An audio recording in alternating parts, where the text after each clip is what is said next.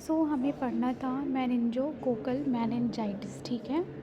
तो आज हम जो है important communicable and infectious diseases के बारे में डिस्कस करेंगे, ठीक है। देखो,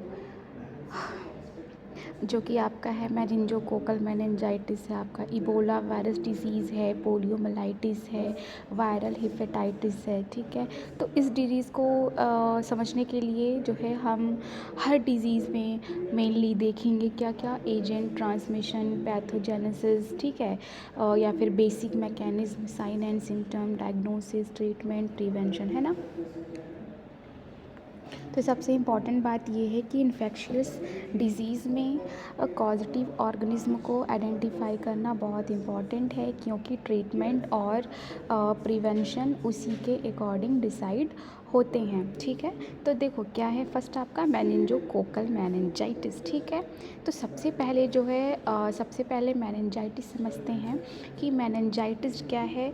मेनिंजाइटिस प्रोटेक्टिव मेम्ब्रेन होती है जो ब्रेन और स्पाइनल कॉर्ड को कवर करती है, ठीक। तो जब इन मेनिंजेस में इन्फेक्शन और इन्फ्लामेशन हो जाता है, उस कंडीशन को मेनिंजाइटिस कहते हैं, ठीक है। मेनिंजाइटिस बैक्टीरिया, वायरसेस और अदर माइक्रो ऑर्गेनिज्म के कारण हो सकती है, ठीक है। तो यहाँ पे देखो कॉजेटिव एजेंट क्या लिखा है, नेसेसरिया मेनिंजाइटिस, ठीक है। तो जो है ये एक ग्राम नेगेटिव डिप्लोकोकस बैक्टीरियम है। इसीलिए एग्ज़ाम में अगर क्वेश्चन आए कि meningococcal meningitis is caused by, तो आप आंसर करोगे नेसेसरिया मेनिंजाइटिस, ठीक है। ट्रांसमिशन, तो ये इन्फेक्शन जो है, ये इन्फेक्शन प्राइमरली रिस्पिरेटरी सिक्रीशन के थ्रू स्प्रेड होता है ना। फॉर एग्जांपल क्लोज कांटेक्ट है, कफिंग या स्नीजिंग सिक्रीशंस है, किसिंग है, शेयरिंग रिस्पिरेटरी सिक्रीशन, ठीक है। क्राउडेड इन्वायरमेंट में ट्रांसमिशन का रिस्क इंक्रीज़ हो सकता है, ठीक है। अगर हम समझे कि पैथोजेनेसिस क्या है, तो देखो इसमें नहीं है, ठीक है, बट समझ लो, है ना। तो इसका मैकेनिज्म हम सिंपल वे में समझते हैं, जैसे कि फ़र्स्ट स्टेप में क्या होगा, आप लोग नोट करते जाना, ठीक है। फर्स्ट स्टेप में जो है बैक्टीरिया रेस्पिरेटरी ट्रैक्ट में इंटर करता है, ठीक है। देन नेसोफेरिंग्स में क्लोनिजेशन हो सकती है, ठीक है, क्लोनिजेशन हो सकती है। नेक्स्ट स्टेप में क्या होगा, कुछ केसेस में बैक्टीरिया ब्लड स्ट्रीम में इंटर करता है, देन ब्लड के थ्रू बैक्टीरिया मेनिंजेस तक पहुंच सकता है, एंड देन क्या है, मेनिंजेस में इन्फ्लामेशन डेवलप होती है। फिर इस इन्फ्लामेशन के कारण मेनिंजाइटिस के कैरेक्टरिस्टिक सिम्टम डेवलप होते हैं, ठीक है। तो सीवियर इन्फेक्शन में मैनिंगोसीमिया या फिर सेप्टिसीमिया भी डेवलप हो सकती है, ठीक है।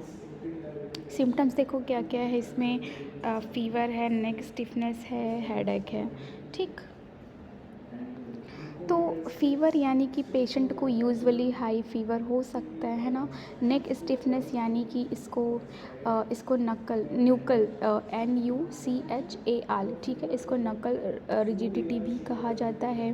पेशेंट की नेक स्टिफ या पेनफुल हो सकती है, ठीक है। हेडेक में क्या है कि सीवियर हेडेक इम्पॉर्टेंट सिम्टम है, ठीक है। तो इनके साथ और सिम्टम भी हो सकते हैं, जैसे कि नोज़िया है, वॉमिटिंग है, फोटोफोबिया हो गया, कन्फ्यूज़न है, सीजर्स हैं, ठीक है। तो सीवियर मेनिंगोकोकल डिजीज़ में स्किन पर परप्यूरिक रैश भी हो सकता है। बात करें अगर हम डायग्नोसिस की, तो डायग्नोसिस के लिए क्लिनिकल असेसमेंट के साथ लेबोरेटरी इन्वेस्टिगेशन की जाती है, ठीक है। इम्पॉर्टेंट टेस्ट यहाँ पे करेंगे क्या, lumbar puncture and CSF examination, ठीक है। तो CSF में सेल काउंट, ग्लूकोज, प्रोटीन, ग्राम स्टेन, कल्चर, मॉलिकुलर टेस्टिंग किया जा सकता है, ठीक है। और अगर हम बात करें ट्रीटमेंट की, तो मेनिंगोकोकल मेनिंजाइटिस को मेडिकल इमरजेंसी माना जाता है ना। ट्रीटमेंट में जो है supportive care, urgent appropriate IV antibiotics, management of complications important होते हैं, है ना। एंटीबायोटिक सेलेक्शन लोकल गाइडलाइंस और एंटीमाइक्रोबियल सेंसिटिविटी के अकॉर्डिंग होता है, ठीक है। और प्रिवेंशन में क्या है, प्रिवेंशन में मेनिनगोकोकल वैक्सीनेशन, ठीक है। तो ये वैक्सीन अवेलेबल है जो डिफरेंट मेनिनगोकोकल सीरो ग्रुप्स के अगेंस्ट प्रोटेक्शन प्रोवाइड करते हैं, ठीक है। क्लोज कांटेक्ट में क्या है कि कन्फर्म मेनिनगोकोकल डिजीज़ को क्लोज कांटेक्ट को एप्रोप्रिएट कीमो प्रोफाइलैक्सिस दी जा सकती है, ठीक। नेक्स्ट है आपका इबोला। इबोला क्या है, वायरस डिसीज़ है ना, ठीक है। तो इसका देखो कॉजेटिव एजेंट लिखा है, इबोला डिजीज़ इबोला वायरस के कारण होती है ना। ये जो है एक सीरियस वायरल इन्फेक्शन है।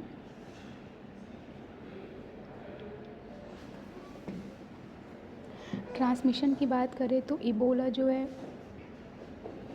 इबोला प्राइमरली इन्फेक्टेड पर्सन के blood and other baby fluids के डायरेक्ट कांटेक्ट से स्प्रेड हो सकता है। हाँ, रिस्क सिचुएशन में जो है इन्फेक्टेड पेशेंट बॉडी फ्लूइड से कनेक्ट कंटामिनेटेड इक्विपमेंट या फिर मटेरियल्स या इनएडवोकेट इन्फेक्शन कंट्रोल प्रैक्टिसेस इंपॉर्टेंट है, ठीक है। तो इबोला का स्प्रेड रेस्पिरेटरी इन्फेक्शन की तरह कॉजुअल एयरबॉर्न ट्रांसमिशन के कॉन्सेप्ट से जनरली एक्सप्लेन नहीं किया जाता, ठीक है। देखो सिम्टम्स क्या पे यहाँ पे क्या क्या हैं, फ़ीवर है, ब्लीडिंग है, ऑर्गन फेलियर है, ठीक है। तो फ़ीवर जो है, फ़ीवर कॉमन अर्ली सिम्टम है। ब्लीडिंग सीवियर डिजीज़ में ब्लीडिंग मैनिफेस्टेशन हो सकती है ना। ऑल्दो ब्लीडिंग हर पेशेंट में नहीं होती है, ठीक है।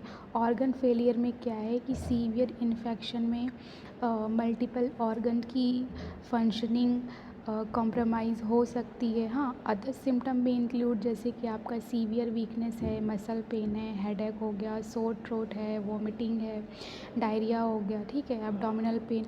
तो ये सारे भी सिम्टम इंक्लूड हैं, ठीक है। पैथोजेनेसिस की बात करें तो फर्स्ट क्या है, फर्स्ट स्टेप में कि वायरस बॉडी में इंटर करता है, देन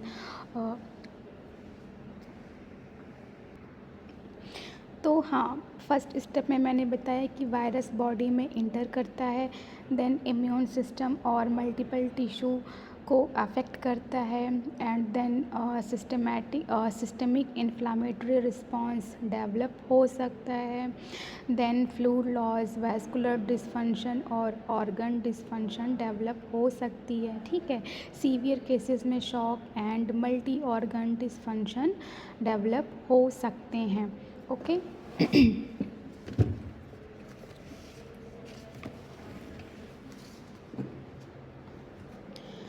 तो अगर हम बात करें डायग्नोसिस की, तो डायग्नोसिस के लिए लेबोरेटरी टेस्टिंग इम्पॉर्टेंट है, ठीक है। हेल्थ केयर वर्कर को सस्पेक्टेड केसेस में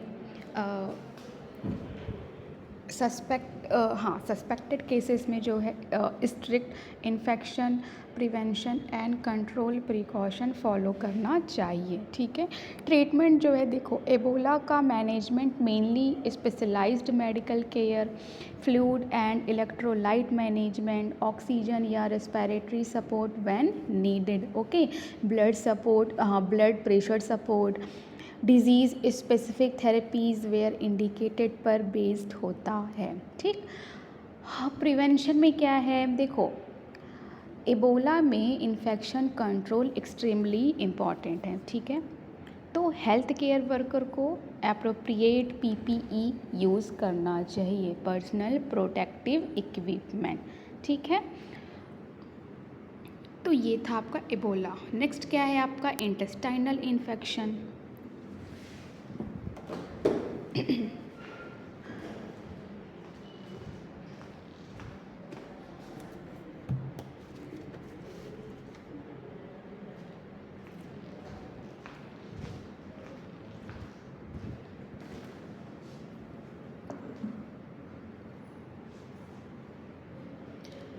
इंटेस्टाइनल इन्फेक्शन में देखो क्या है, इंटेस्टाइनल इन्फेक्शन में इन्फेक्शन है, ठीक है। इंटेस्टाइनल इन्फेक्शंस वो इन्फेक्शंस हैं जो मेनली गैस्ट्रो इंटेस्टाइन, ठीक है, गैस्ट्रो इंटेस्टाइनल ट्रैक्ट को अफेक्ट करते हैं, ठीक। तो इनके कॉज हो सकते हैं बैक्टीरिया, वायरसेस, पैरासाइट, ठीक है। कॉमन सिम्टम आपको कुछ दिखेंगे जैसे कि डायरिया है, एब्डोमिनल पेन हो गया, ठीक है, और वॉमिटिंग है, फीवर है, डिहाइड्रेशन है, ठीक। नेक्स्ट क्या है आपका, पोलियोमाइलाइटिस। पोलियो,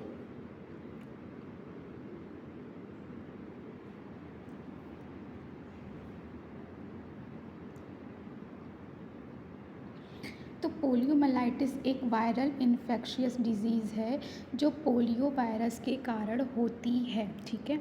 ये नर्वस सिस्टम को अफेक्ट कर सकता है ना। कॉजेटिव एजेंट देखो क्या है, पोलियो वायरस। तो polio is caused by polio virus, ठीक है। ट्रांसमिशन देखो, कंटामिनेटेड फूड एंड वाटर, मतलब कि पोलियो वायरस जो है, हाँ, polio virus primarily faecal oral route से ट्रांसमिट होता है।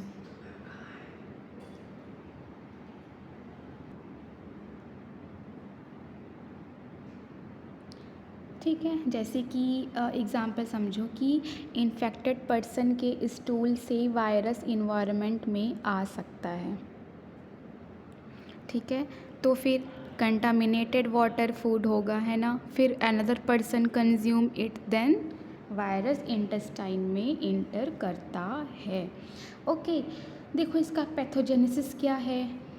फर्स्ट स्टेप क्या होगा, polio virus injection, then GI tract में मल्टीप्लिकेशन होगा, फिर लिम्फोइड टिश्यू में रेप्लिकेशन है, देन ब्लड स्ट्रीम में स्प्रेड हो सकता है, देन कुछ केसेस में नर्वस सिस्टम तक पहुंच सकता है।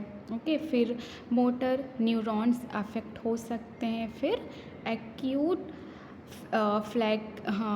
फ्लैक्सिड पैरालिसिस डेवलप हो सकता है, ठीक है। तो याद रखना यहाँ पे कि most polio virus infection do not cause paralysis, only A small proportion develop neurologic disease, ठीक है। क्लिनिकल फीचर्स, तो पोलियो इन्फेक्शन डिफरेंट फॉर्म में प्रेजेंट हो सकता है, जैसे कि एसिम्टोमेटिक इन्फेक्शन, ठीक है, माइनर इलनेस। देखो, एसिम्टोमेटिक इन्फेक्शन यानी कि पेशेंट में सिम्टम्स नहीं होते हैं। माइनर इलनेस में क्या है कि इसमें इंक्लूड है फीवर है आपका, शोर थ्रोट हो गया, और हेडेक है, नोज़िया है, वोमिटिंग है, एब्डोमिनल सिम्टम्स हैं, ठीक है। और नॉन पैरालिटिक डिजीज़ में मेनिंजल इरिटेशन के सिम्टम्स हो सकते हैं। पैरालिटिक पोलियो में जो है ये मोस्ट सीरियस फॉर्म है, ठीक है। मोटर न्यूरॉन्स डैमेज होने के कारण एक्यूट फ्लैक्सिड वीकनेस या पैरालिसिस डेवलप हो सकती है।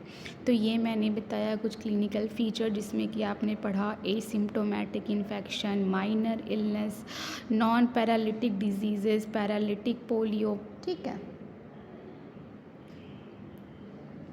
डायग्नोसिस में क्या करोगे आप,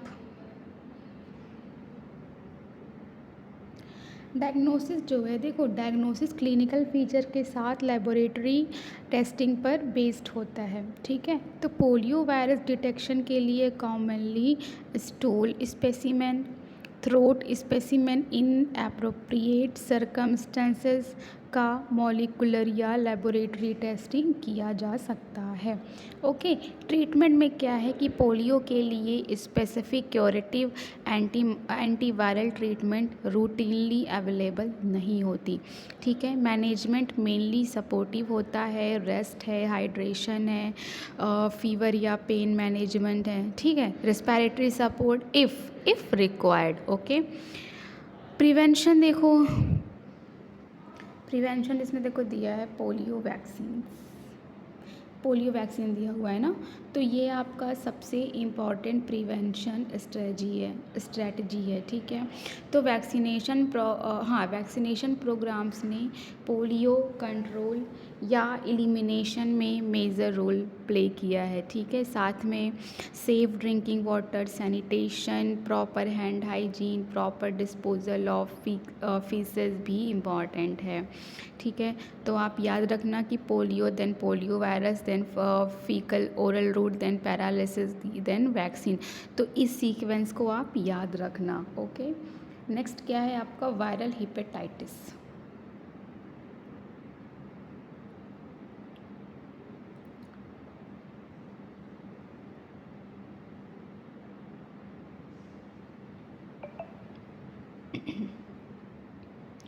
देखो वायरल हिपेटाइटिस क्या है।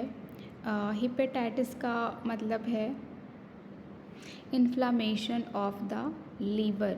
ठीक है, हिपेटाइटिस का मतलब क्या है, इन्फ्लामेशन ऑफ द लीवर। तो जब हिपेटाइटिस वायरसेस लीवर को इन्फेक्ट करते हैं उससे वायरल हिपेटाइटिस कहते हैं। ठीक है, देखो इसमें दिया है hepatitis A, B, C, D and E virus, है ना। देखो हिपेटाइटिस ए समझो, हिपेटाइटिस ए का transmission mainly faecal oral route, ठीक है, कंटामिनेटेड क्या है, फूड एंड वाटर से स्प्रेड हो सकता है। ठीक है, तो याद रखना कि hepatitis A generally acute infection cause करता है और यूजुअली क्रोनिक हिपेटाइटिस नहीं बनाता है। ठीक है, हिपेटाइटिस बी देखो ट्रांसमिशन कैसे, इन्फेक्टेड ब्लड से, सेक्सुअल एक्सपोजर से, मदर टू चाइल्ड ट्रांसमिशन से, कंटामिनेटेड निडल या इंस्ट्रूमेंट से। ठीक है, तो hepatitis B acute as well as chronic infection cause कर सकता है। क्रोनिक इन्फेक्शन से सिरोसिस या हिपैटोसेलुलर कार्सिनोमा का रिस्क इंक्रीज़ हो सकता है। ठीक है, तो प्रिवेंशन में जो है hepatitis B vaccine is very important. फिर क्या है आपका hepatitis C, mainly blood borne transmission से स्प्रेड होता है। ठीक है, तो यहाँ पे याद रखना कि हिपेटाइटिस सी में क्रोनिक इन्फेक्शन कॉमनली डेवलप हो सकता है। Chronic disease liver fibrosis, cirrhosis और लीवर कैंसर का रिस्क इंक्रीज़ कर सकती है। ठीक है, हिपेटाइटिस सी के लिए currently effective directing acting anti viral treatment available है। ओके, हिपेटाइटिस डी की बात करें, शॉर्ट में सब समझ लो। ठीक है, तो हिपेटाइटिस जो है आपका क्या है आपका इंटरेस्टिंग है ना, इंटरेस्टिंग है क्योंकि हिपेटाइटिस डी वायरस को हिपेटाइटिस बी इन्फेक्शन की प्रेजेंस चाहिए। ठीक है, तो hepatitis B vaccination indirectly hepatitis D से प्रोटेक्शन प्रोवाइड करती है। ओके, हिपेटाइटिस ई देखो, hepatitis E generally faecal oral route से स्प्रेड होता है। कंटामिनेटेड वाटर इम्पॉर्टेंट सोर्स हो सकता है। ठीक है, तो प्रेगनेंसी में जो है याद रखना कि प्रेगनेंसी में हिपेटाइटिस ई सीवियर डिजीज़ का रिस्क बढ़ा सकता है। ठीक है, तो हमने थोड़ा बहुत डिस्कस कर लिया hepatitis A, B, C, D, E, है ना। नेक्स्ट देखो क्या है सिम्टम्स, सिम्टम्स ऑफ क्या वायरल हिपेटाइटिस। देखो क्या लिखा है, जॉन्डिस है, फैटिग है, लॉस ऑफ एपेटाइट है। तो जॉन्डिस में क्या है कि आइज़ और स्किन येलोइश हो सकते हैं, है ना, ये बिलिरुबिन एक्यूमुलेशन के कारण होता है। ठीक है, फैटिग में क्या है कि पेशेंट को एक्सट्रीम टायर्डनेस या वीकनेस फील हो सकती है। लॉस ऑफ एपेटाइट में क्या है कि पेशेंट का फूड इनटेक डिक्रीज़ हो सकता है। अदर पॉसिबल सिम्टम्स हो सकते हैं जैसे कि वही nausea, vomiting, fever, dark urine, abdominal discomfort, pale stool. ठीक है, देखो क्वेश्चन ये बनता है कि वाई जॉन्डिस हैपेंस। ठीक है, क्वेश्चन बनता है कि वाई जॉन्डिस हैपेंस। तो आपका ये एग्ज़ाम के लिए इम्पॉर्टेंट कॉन्सेप्ट है, इसको समझना। देखो लीवर जो है नॉर्मली बिलिरुबिन को प्रोसेस करता है ना। तो लीवर इन्फ्लामेशन या डिसइंफेक्शन के कारण बिलिरुबिन हैंडलिंग डिस्टर्ब हो सकती है। फिर ब्लड में बिलिरुबिन इंक्रीज़ होती है, देन जॉन्डिस होता है, then skin and sclera yellowish होता है। ठीक है, डायग्नोसिस की बात करें, डायग्नोसिस ऑफ वायरल हिपेटाइटिस। देखो डायग्नोसिस के लिए जो है एलएफटी कराओगे, है ना। इसमें इंपॉर्टेंट पैरामीटर्स आपके आते हैं, एएलटी है, एएसटी है, बिलिरुबिन हो गया, एल्ब्यूमिन है। ठीक है, हाँ सीरोलॉजिकल टेस्ट भी है जैसे कि डिफरेंट हिपेटाइटिस वायरस के लिए स्पेसिफिक आपका एंटीबॉडीज़ है, एंटीजन डिटेक्ट किए जा सकते हैं।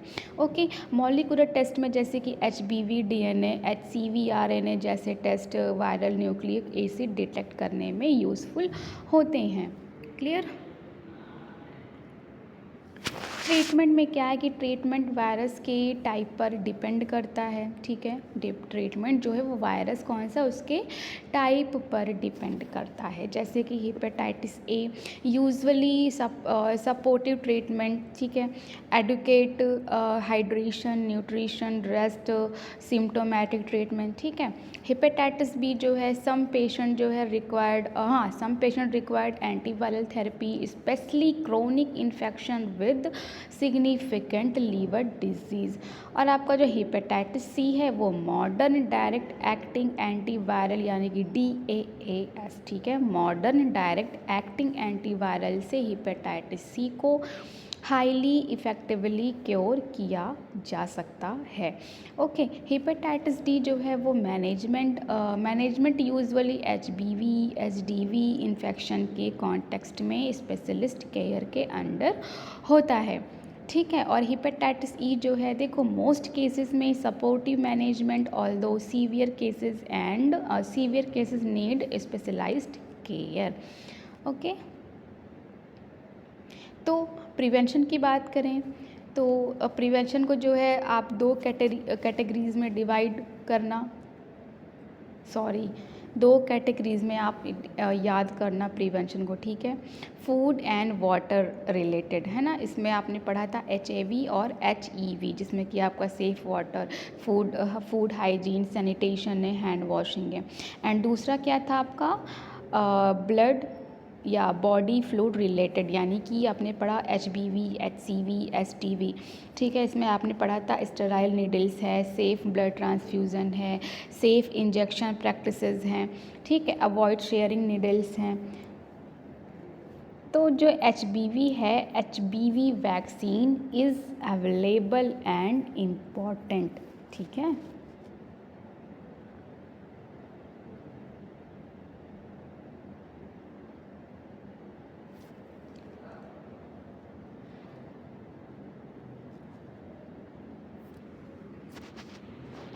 चलिए आज यहीं तक रखते हैं। नेक्स्ट क्लास में हम डिस्कस करेंगे कॉलेरा।